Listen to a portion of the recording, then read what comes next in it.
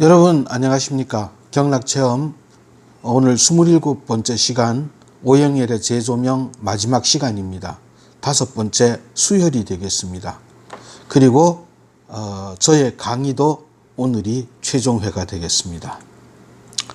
자, 먼저 수의 특징은 뭐냐면 윤하라고 적습니다. 윤하, 그러니까 적시면서 아래로 내려간다 그럽니다.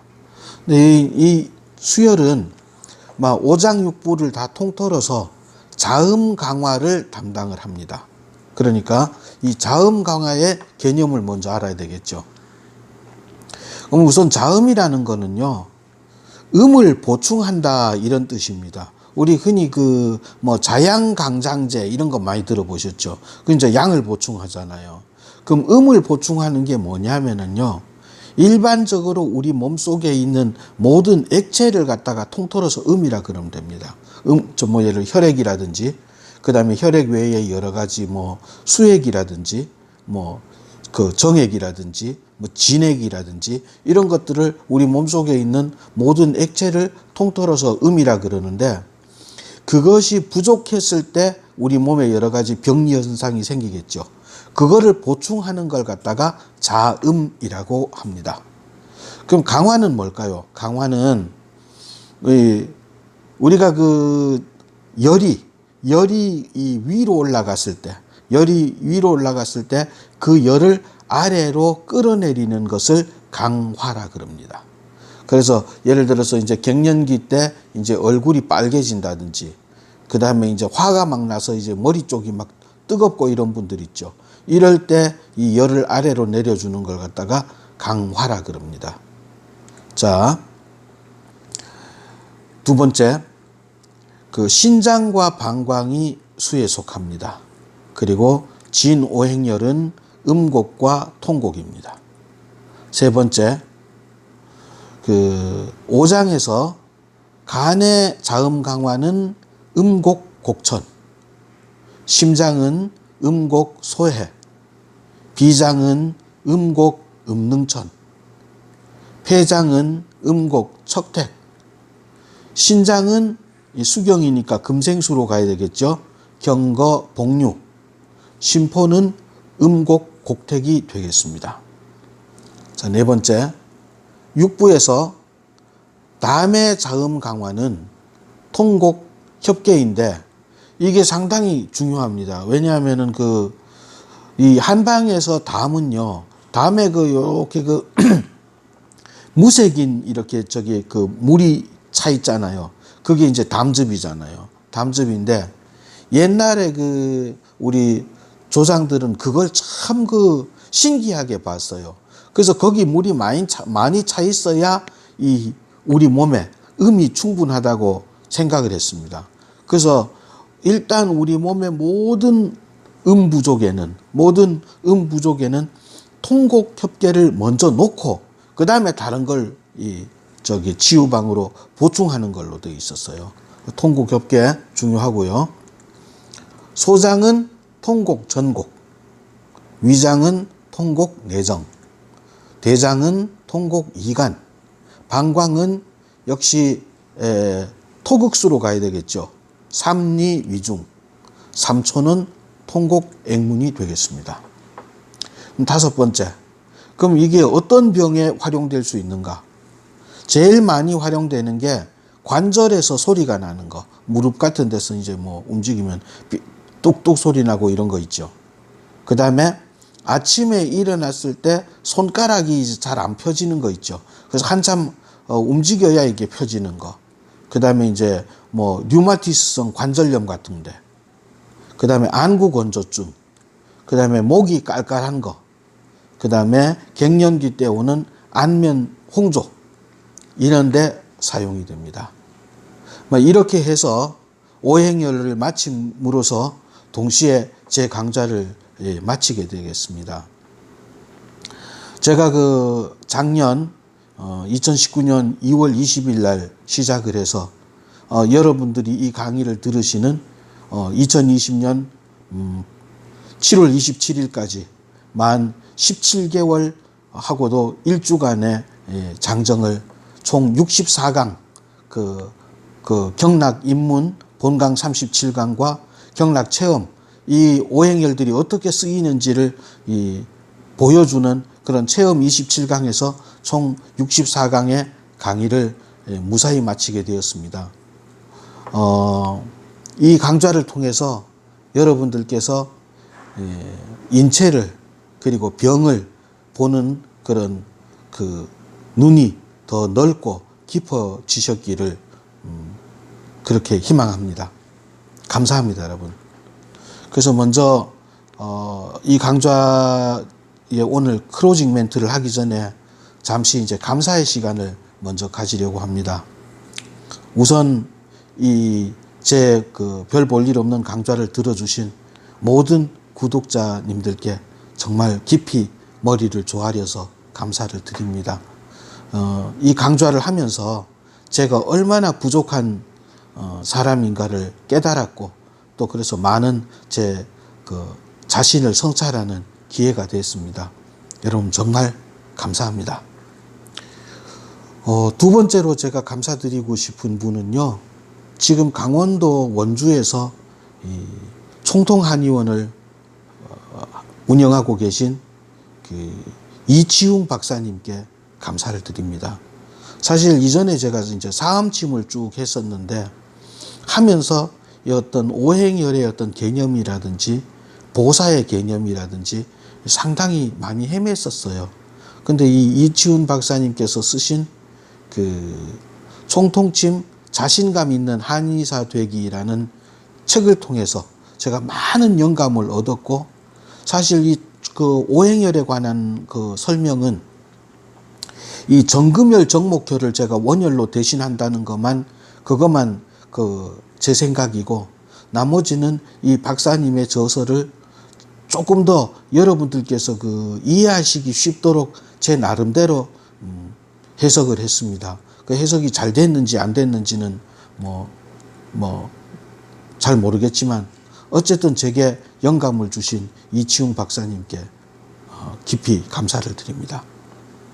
세 번째는 이 64강을 진행할 동안에 제 옆에서 이 촬영을 해주시고, 그리고 글을 달아주신 이 선생님께 감사를 드립니다.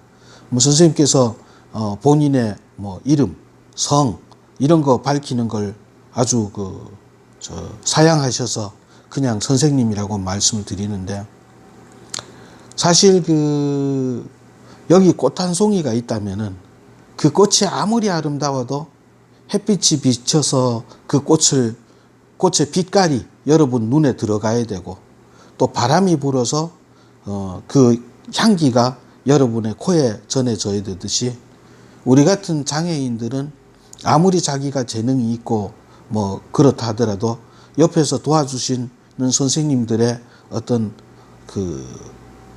눈물겨운 조력이 없이는 재능을 빛낼 수가 없습니다. 그래서 도와주신 선생님께 정말 눈물겹게 진심으로 정말 왕 감사를 드립니다.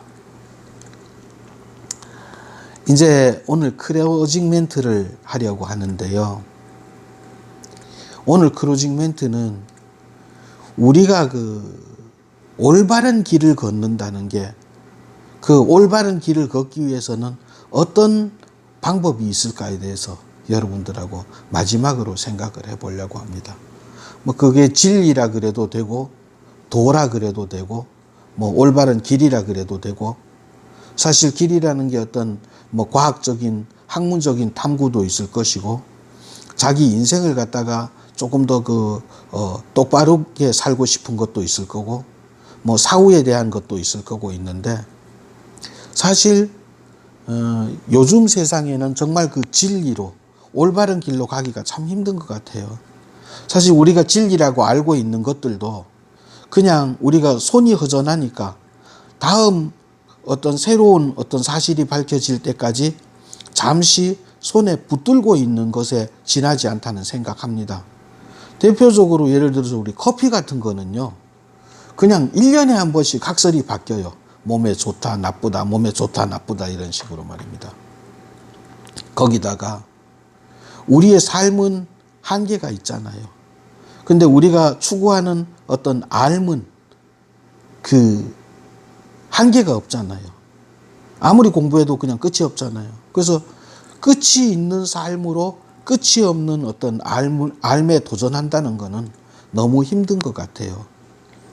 그래도 우리가 살려면은 어떤 길로 가야 되는지, 그래야 인간답게 사는 것이고, 그래야 이 좋은 치료를 할 수 있는 것이고, 그러니까 그럼 가는 길은 알아야 되는데, 그 길을 찾아가는 방법이 저는 한 3가지 정도라고 보는 거예요. 첫 번째 길은 스스로 깨닫는 겁니다. 그냥 자기 성찰을 통해서. 우리가 알고 있는 이 성인분들이 그런 분이죠. 예수님, 부처님, 소크라테스나 공자 같은 분들. 그 길은 우리가 도저히 할 수가 없는 길이고. 그럼 두 번째 길이 있는데요. 두 번째 길은 뭐냐면 남들을 따라하는 거예요. 앞에 가는 사람을 그냥 잘 쫓아가면은 나도 잘 갈 수 있겠지. 거기는 파리 얘기를 한번 해보고 싶었어요. 파리 2마리가 지금 날아가고 있어요. 어디로 가야 될지 헤매고 있는데, 한쪽에는 아주 멋진 번쩍번쩍거리는 집이 하나 있어요. 근데 그 안에는 아무도 없어요. 파리들이 없어요. 그러니까 파리 한 마리가 그래요. 역시 나는 공부도 많이 했고 럭셔리한 파리니까 저런 큰 집에 들어가서 살 거야. 저 집에 파리가 없는 것은 저 집에는 아무나 못 들어가기 때문에 다 경쟁률에서 밀린 거야. 내가 한번 들어가 보겠어 하면서 촥 들어가요. 근데 그게 뭐였느냐?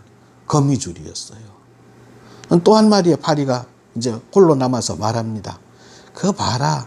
그냥 많은데, 많이 모인 데 가야 돼. 보니까 그 옆에 막 파리들이 막 자기, 그 동족 파리들이 쫙 모여 있거든요. 그렇지, 이런 데 가야 돼. 딱 갔더니 그건 뭐였느냐 하면은 파리를 잡는 그 끈끈이었어요. 특히 요즘 같은 이 정보의 홍수 시대에서 말입니다. 얼마 전에 기사를 보니까 요즘 좋아요 이런 거 표시한 이런 것도 식당 같은 거 매매할 때 그것도 같이 그 매매가에 포함된다 그러더라고요. 그리고 유튜브 조회수 올려주는 그런 그 프로그램 같은 것도 되게 많잖아요. 그러니까 남을 따라하는 거는 진리로 가는 길이 이제는 더 이상 아니에요. 그러면 3번째 길이 하나 남았는데 스스로 경험을 통해서 조금씩 깨달아가는 거예요. 아, 이걸 먹어보니까 배가 아프구나. 이걸 먹어보니까 맛있구나. 이렇게 해보니까 시원하구나. 우리가 알고 있는 이 동양의학은 정말로 이런 수많은 경험과 시행착오의 누적 데이터를 가지고 있는 이 반만년 역사에 빛나는 경험 과학입니다. 그래서 제가 이 강좌를 지금까지 했던 것입니다. 그리고 이 넘어지고 깨어지면서 무릎에 상처를 닦으면서 여기까지 왔던 걸 여러분들한테 나눴던 것이고, 또 여러분들한테도 앞으로 도움이 되리라 제가 의심치 않습니다. 다시 한번 그동안에 저를 격려해 주신 모든 분들께 감사를 드리고요. 제가 만약에 잠시 이제 우리 그 썸머 브레이크를 하고요, 다시 강좌를 한다면 그때는 경락이 아니고 제 그 이름이 치유와 공감이잖아요. 치유에 관한 거는 다 했고, 다음에 했다면은 공감에 관한 어떤 인문학적 통찰, 철학적 사고 이런 거를 그냥 해볼까 말까 생각 중입니다. 제가 여러분들한테 약속은 못 드리겠네요. 하여튼 여러분 어디에서 무엇을 하시든지 항상 승리하시고, 또 넘어지시더라도 포기하지 마시고, 그리고 무엇보다도 건강하십시오. 여러분 그간 정말 감사했습니다. 안녕히 계십시오.